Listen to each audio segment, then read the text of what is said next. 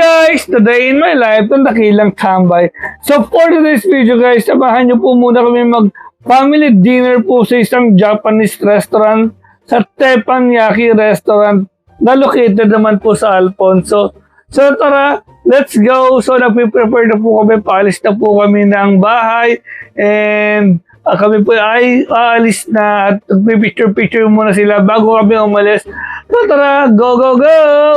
So guys, we are on the way na po kami sa aming pupuntahan po sa aming family dinner sa Teppanyaki.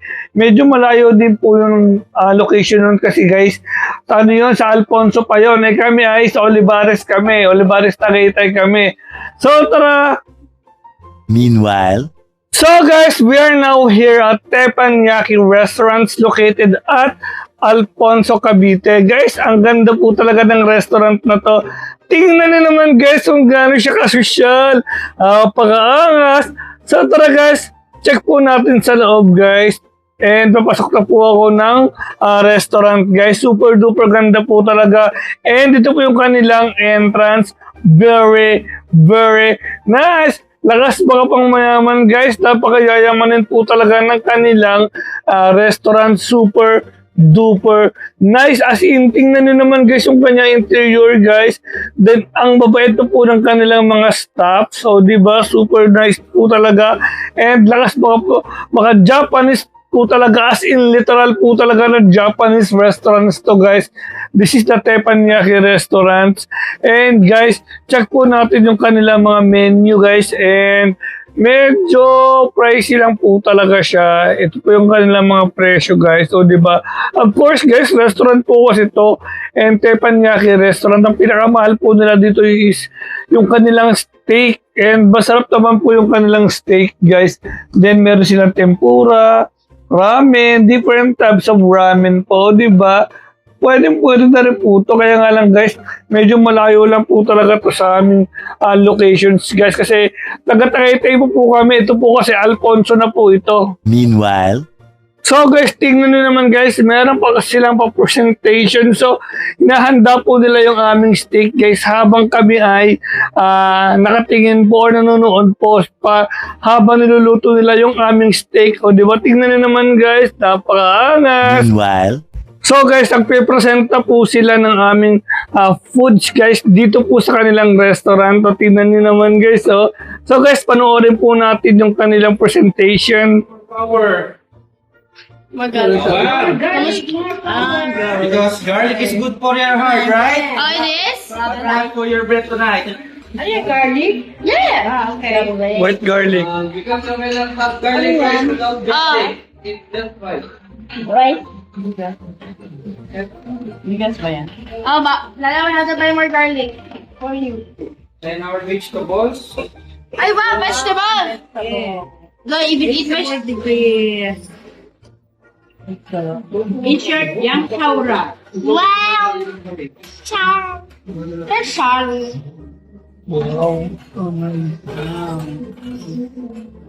Yung dalawang video. More grocery just. Kasi ang order namin isang ganun, no? Sa platter, no? Apat po, ma'am. Tingnan yung muna. Ako sa platter, ganun karami. Yes, ma'am. Ito na po yun.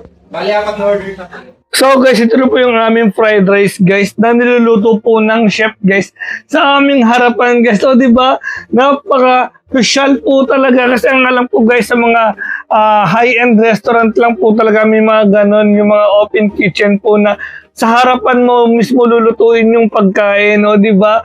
Super duper nice. And ito yung kanilang pinakasahog guys sa aming fried rice. Wow, napakasarap ng aming dinner. Napakaganda po talaga. And ito po yung aming rice, o di ba? Ang dami po niya, isang platter po yan. As in, marami na po yan guys. And meron pa kaming isa pang platter kasi guys, dalawa po kasi yung platter na in-order po namin para po kasyang-kasya po sa amin. O diba, this is the sahog guys ng fried rice, and i-combine po siya together with the vegetable and of course rice. O diba, super duper nice po talaga, and bagay na bagay po talaga to, lalong-lalo na guys kapag po nag-order na po kami ng tempura. Sobrang sarap po talaga, and the steak, o diba, very very nice. And ito na po yung aming fried rice. So, di ba? Super duper sarap po talaga. At talaga naman guys, napakaganda po talaga ng aming experience po dito po sa kanilang restaurant guys. And this is the presentation guys ng chef po namin for the eggs po. O di ba? May pa-show pa talaga sila habang sila nagluluto guys. Kaya guys, sobrang sulit po talaga ng experience po talaga dito sa Teppanyaki Restaurants. Kasi guys, this is the very first times lang po na nakakita po ako ng ganitong klaseng restaurant guys na may food presentations pa and entertainment pa po. Kasi actually guys, sa YouTube ko lang po siya nakikita, sa sa social media ko lang po nakikita yung mga high-end restaurant lang po may mga ganito. Pero guys, personal ko na po siya nasisidayan and the experience po dito po sa Teppanyaki Restaurant. Super galing po talaga na aming chef po dito and super duper accommodating din po talaga ng mga staff po nila. At talaga naman guys, napakasulit po talaga ng experience. Although, medyo mahal lang po talaga yung kanilang mga food. Pero guys, basta talaga Japanese restaurant, tsak na mahal naman po talaga ang mga Japanese restaurant po talaga. Basta Japanese, super mahal po talaga ng kanilang mga foods. Kasi guys, fresh po talaga yon and wala po talaga siyang preservatives. And yung aking pamangkin ay tinawag siya ng chef guys para mag-perform din dito para din ma-experience din ang aking pamangkin kung paano mag-ano ng itlog, yung ginagawa ng chef.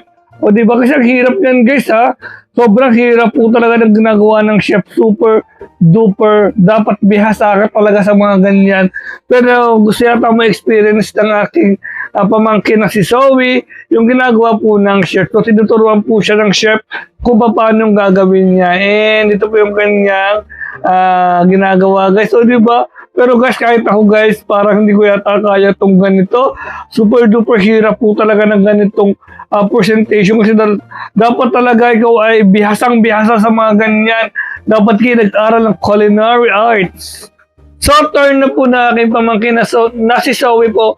Nagawin po yung ginagawa po ng chef kanina na pagpe-present po ng gamit po ang itlog. So, ito po, itatry na po ni Zoe din. And good experience na rin po sa kanya itong ganito. Kasi guys, bibihira lang po talaga yung mga may ganitong restaurant guys. Kasi guys, sabi ko nga sa inyo guys, first time lang po namin itong na-experience itong mga ganito na may mga makakain ng restaurant tapos lulutuin yung mga pagkain sa harapan mo, di ba?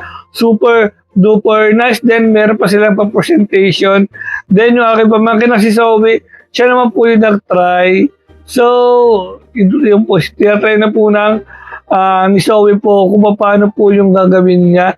And talaga naman guys, ang hirap po talaga nito as in. Sobrang hirap talaga kasi dapat talaga biyasa ka. Yun na nga po, nalaglag yung itlog sa kalan. O diba? And yun na nga po, nagpa-perform na po yung aming chef. Tingnan nyo naman guys, ang galing po talaga niya. And ginawa po talaga niyang bartending yung itlog. Super duper talented din po talaga ng chef na ito. Talaga naman guys, napakagaling po talaga niya. And nakaka-entertain po talaga siya. O diba, super duper nice po talaga tong chef na to. At super nice talaga ang kanilang ginagawa. Tingnan nyo naman guys, di ba? May pa-presentation pa talaga with the egg.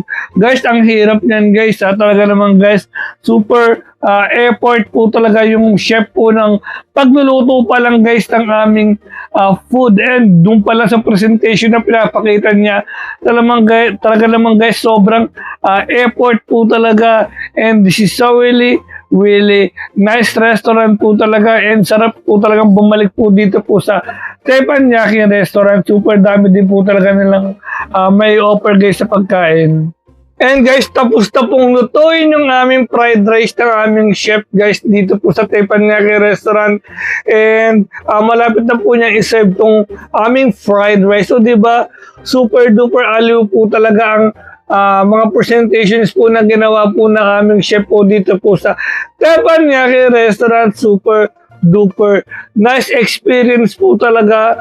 And talaga naman guys, napakasulit na sulit po talaga yung pagpunta po namin dito po sa Teppanyaki Restaurant. This is so really nice po talaga. And tingnan niyo naman guys, nagpe-perform pa rin po hanggang ngayon yung aming chef. So this is so really talented chef po talaga. Meanwhile, So guys, it's time to eat na po after po namin panoorin guys yung presentation po ng chef kanina.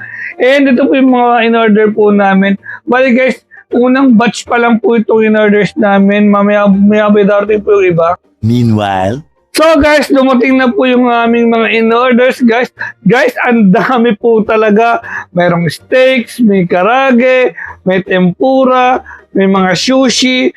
Super duper dami po talaga at super duper sulit po talaga. Actually, gusto ko rin pong bumalik po dito kahit ako lang po mag-isa, pero medyo malayo lang po talaga yung locations po nito. So nakasasakyan po kasi kami, kaya pumadali po kami nakarating po dito. Pero pag commute po, parang ayoko na pumunta kasi ang layo po kasi talaga nila. And sadyain po talaga tong lugar na to. Pero sulit na sulit naman po yung experience guys. And nag-enjoy na po silang kumain. And ito na yung mga kaganapan dito po sa aming dinner. So guess the bill na po. Sino kaya ang mananalo sa aming guess the bill challenge? So chinecheck na po ni Mama po kung ano pong resulta. Ay, na! Ang hinamot pa rin. Ano daw? Parang wala nang bibili.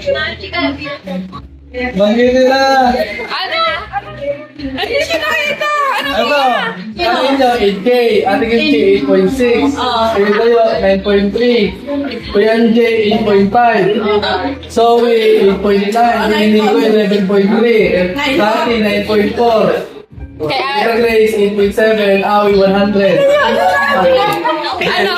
Calculated. 9.3? 10.3. na lang libre. 9.3 pa rin. Si Dayo na lang. meanwhile, So ayun na nga po, may nanalo na nga po sa guest na bill. Thank you so much guys for watching. Please subscribe my YouTube channel, MJM Vlog, para po updated po kayo sa aming mga video. So yun lamang po. Bye-bye.